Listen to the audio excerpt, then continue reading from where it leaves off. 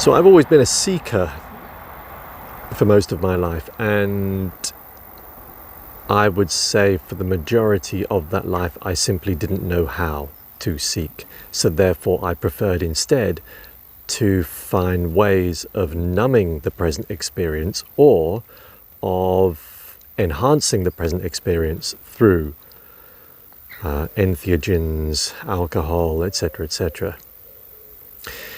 So it's only recently on my little journey, since my bang to the head back in 2017, that I've truly explored this existence. And of course that's led me to many theories, many ideas, beliefs. It's expanded my mind. I was speaking to a friend not so long ago, and they said that however you look at it, whether you want to perceive that what we have inside this body is an essence, a soul, that the soul, if we call it that, doesn't care what the experience is. It is just simply here for the life experience.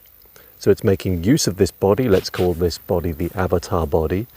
It's making use of this body simply for the life experience. It doesn't care whether you are living in poverty, it doesn't care whether you are stuck in jail, it doesn't care whether you are a millionaire.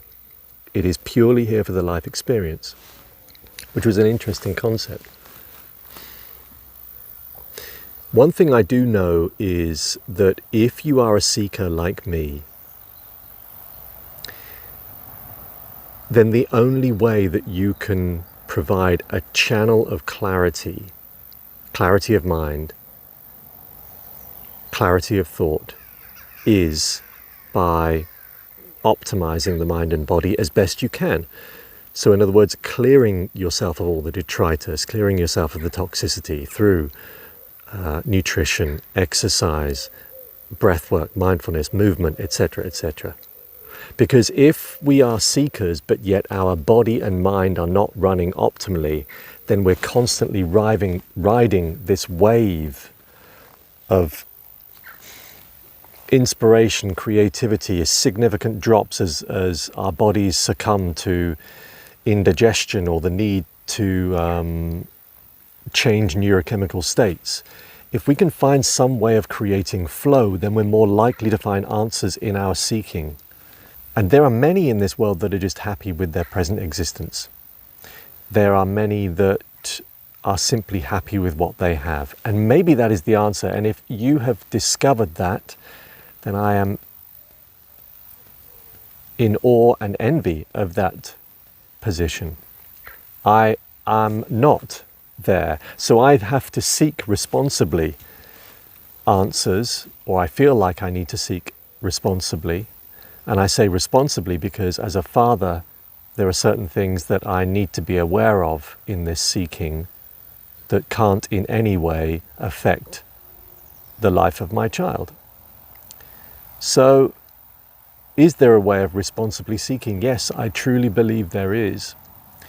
But as I said, there is an answer to this initially. That first step, the first thing that you must do is to clear the energy, clear the channels in your body.